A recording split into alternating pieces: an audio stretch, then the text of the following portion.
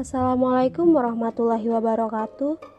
Halo semuanya, bertemu lagi di channel kami. Oke, pada video kali ini kita akan membahas tentang klasifikasi makhluk hidup. Pada materi ini kita akan mengenal lebih dekat tentang makhluk hidup. Sebelumnya, apakah kamu tahu ciri makhluk hidup? Kalau kalian tahu, ayo coba tebak. Apakah terumbu karang termasuk makhluk hidup? Yang menjawab bukan makhluk hidup itu salah besar, karena terumbu karang termasuk makhluk hidup. Loh, kok bisa? Jadi, di alam semesta ini banyak sekali beragam makhluk hidup.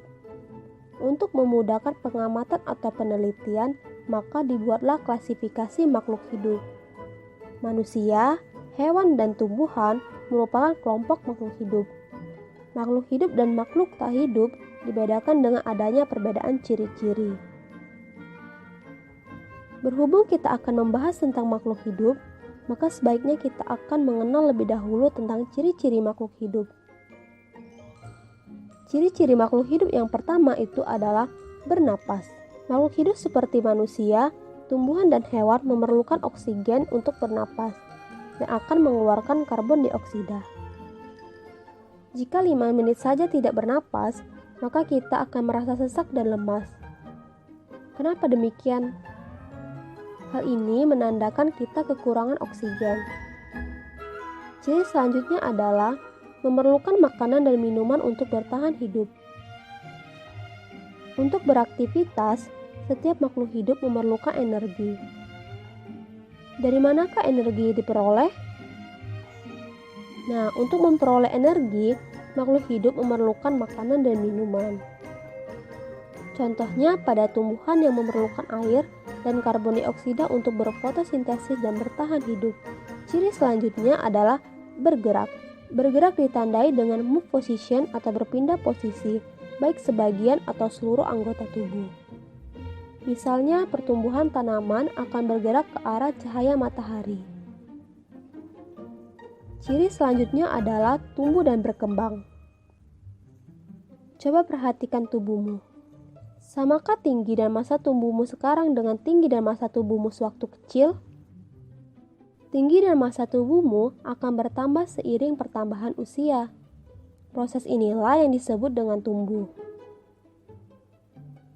Oh iya, apakah kalian tahu bedanya tumbuh dan berkembang?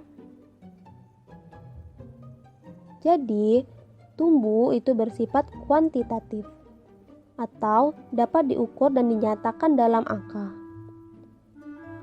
Contoh tumbuh misalnya mengukur tinggi tanaman. Selanjutnya berkembang. Berkembang itu bersifat kualitatif atau tidak dapat diukur dan tidak dapat dinyatakan dalam angka. Contoh dari berkembang adalah pada tanaman yang dilihat dari munculnya daun, bunga, dan buah. Ciri selanjutnya adalah berkembang biak atau reproduksi. Kemampuan makhluk hidup untuk memperoleh keturunan disebut berkembang biak atau reproduksi.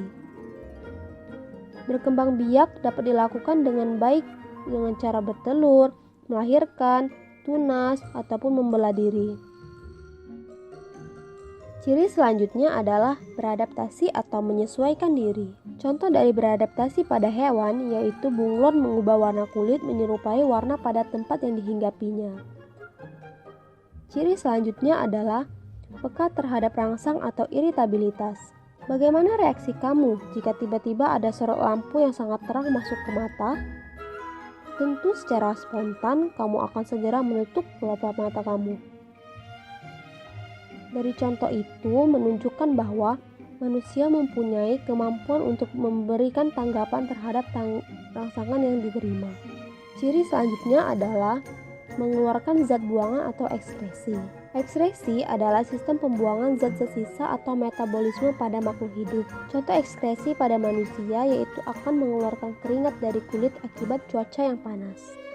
Selanjutnya, kita akan membahas tentang pengklasifikasian makhluk hidup.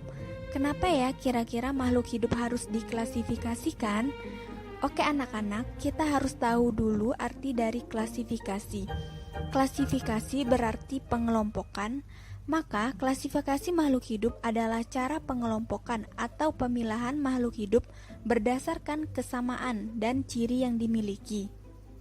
Tujuan dari klasifikasi makhluk hidup yaitu untuk mempermudah objek penelitian membandingkan dan mempelajari makhluk hidup. Sistem klasifikasi makhluk hidup pertama kali dipelopori oleh Carolus Linnaeus pada abad ke-18. Prinsip yang digunakan oleh Linnaeus adalah pengelompokan makhluk hidup berdasarkan takson. Waduh, kira-kira apa itu takson? Takson adalah urutan klasifikasi makhluk hidup berdasarkan ciri-ciri makhluk hidup dari yang paling umum hingga yang paling khusus. Cabang ilmu yang mempelajari tentang klasifikasi makhluk hidup disebut dengan taksonomi. Oleh karena itu, Linnaeus terkenal dengan sebutan Bapak Taksonomi. Berikut adalah urutan takson pada makhluk hidup. Pertama, kingdom. Kedua, filum atau divisi. Filum digunakan untuk hewan dan divisi untuk tumbuhan. Ketiga, kelas. Keempat, ordo. Kelima, famili. Keenam, genus. Dan yang terakhir, spesies. Contohnya pada kucing. Nama ilmiahnya adalah Felis domesticus. Kita buat taksonnya yuk. Yang pertama tadi kingdom. Berarti kingdomnya kingdom apa ya? Kucing tergolong hewan animalia. Jadi kingdomnya adalah kingdom animalia. Filumnya Ordata karena memiliki tulang notochord di bagian belakangnya. Kelasnya mamalia. Mamalia maksudnya berarti memiliki kelenjar susu ya. Mamalia itu kurang tepat kalau jawabannya hewan menyusui. Yang lebih tepat adalah memiliki kelenjar susu. Ordonya karnivora, yaitu hewan pemakan daging. Familinya Felidae karena berambut dan memiliki cakar. Genusnya Felis, kucing-kucingan, dan spesiesnya Domesticus.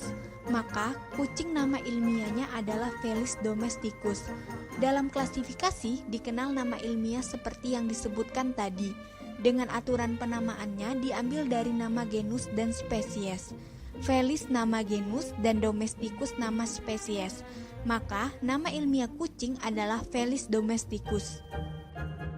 Demikianlah pembahasan yang dapat kami sajikan terkait perbedaan benda hidup dan benda tak hidup, konsep ciri makhluk hidup, dan pengklasifikasian makhluk hidup. Jika ada kata-kata yang salah, kami mohon maaf. Sekian, terima kasih. Wassalamualaikum warahmatullahi wabarakatuh. Created using Powtoon.